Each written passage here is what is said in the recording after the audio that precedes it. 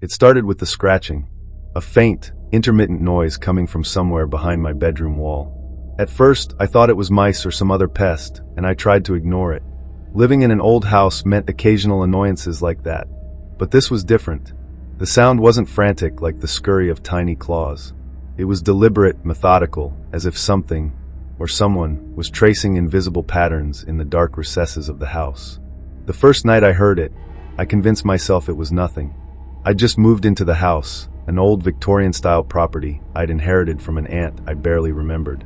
The place had a certain charm, but it came with its quirks, creaky floors, cold drafts, and an overwhelming sense of emptiness.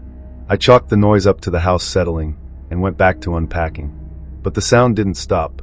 By the second week, the scratching became more insistent. Sometimes it would stop for hours, only to start again in the dead of night when the world outside was silent. One night, curiosity got the better of me. I pressed my ear against the wall, straining to hear whatever was making the sound. As soon as I did, the scratching stopped. My heart skipped a beat. For a long moment, I held my breath, afraid to move. And then I heard it, a whisper. It wasn't clear at first, just a low, unintelligible murmur, like a radio tuned to static. But as I focused, I began to make out words. "Let me out." I jerked away from the wall, my pulse racing. The voice was faint, but unmistakable. A chill ran down my spine as I stared at the pale, cracked paint, my mind scrambling for a rational explanation. I didn't sleep that night. The next morning, I told myself I'd imagined it. Sleep deprivation could do strange things to a person, and I'd been working long hours. I resolved to forget about it, but as the days passed, the whispers became more frequent, more distinct. They didn't always come at night anymore.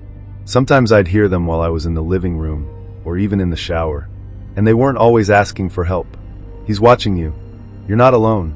The messages grew darker, more sinister.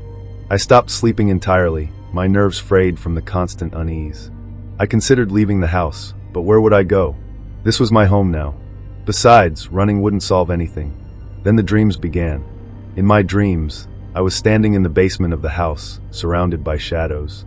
The air was thick and oppressive, and the walls seemed to pulse as if alive. A figure stood in the corner, shrouded in darkness. I couldn't see its face, but I could feel its gaze, heavy and cold. "Do you see me now?" it would whisper, its voice dripping with malice. I'd wake up drenched in sweat, the whispers from the walls echoing in my ears. Desperate for answers, I started digging into the history of the house. What I found only made things worse.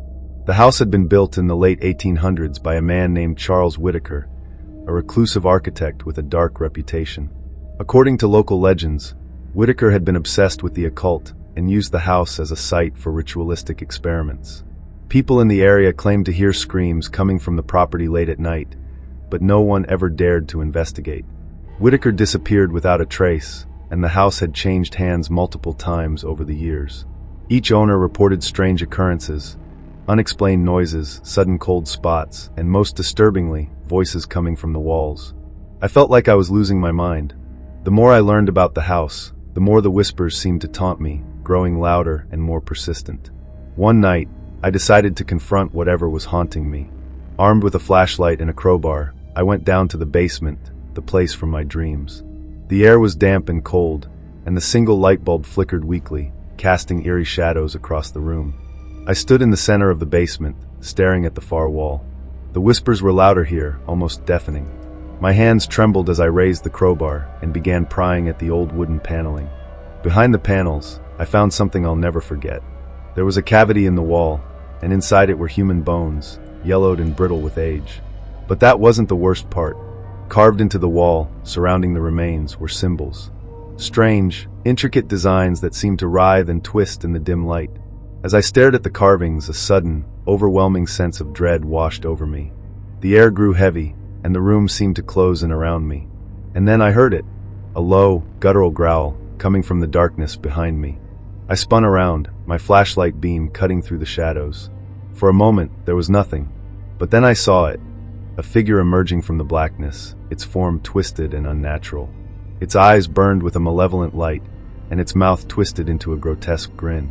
"You shouldn't have done that," it said, its voice a low, guttural rasp. I stumbled backward, my mind racing.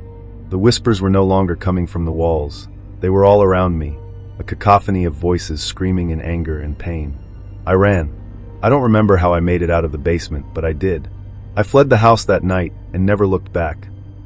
I wish I could say that was the end of it, but the house didn't let go so easily. For a few nights after I left, I stayed at a motel in town. It wasn't much, just a dingy little room with thin walls and a creaky bed, but it was far from that place. I thought I was safe, that I could leave it all behind and pretend none of it had happened. I was wrong. The first night at the motel, I barely slept. Every time I closed my eyes, I saw the thing from the basement.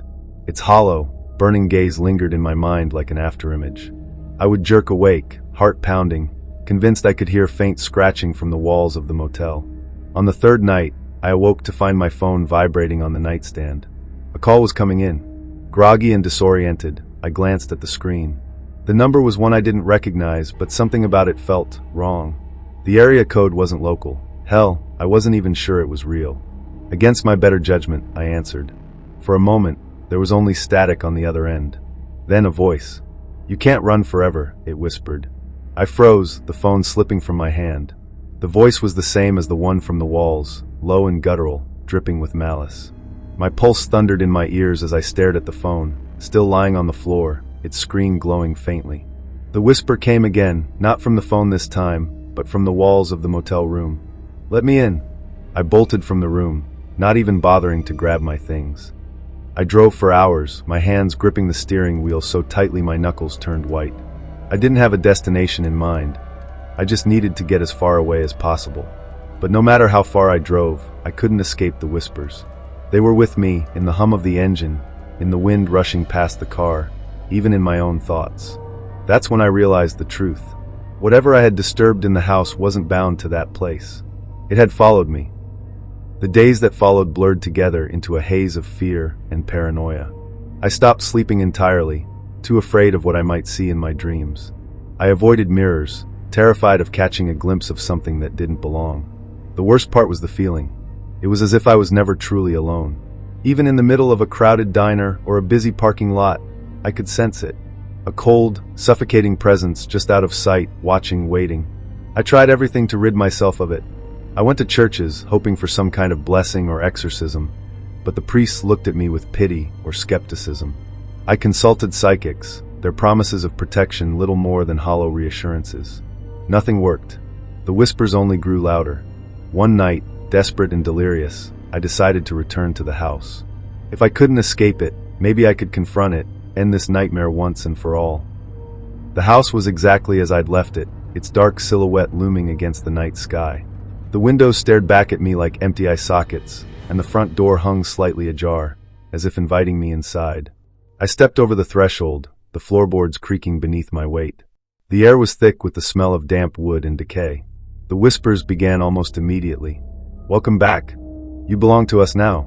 My flashlight flickered as I made my way to the basement, each step heavier than the last. The carvings on the wall seemed to glow faintly in the darkness, their twisted patterns pulsating like veins. The remains were still there, untouched. I stared at them, the weight of the air pressing down on my chest. "What do you want?" I whispered, my voice barely audible. The whispers stopped. For a moment, the silence was deafening. And then it spoke. "You disturbed the seal.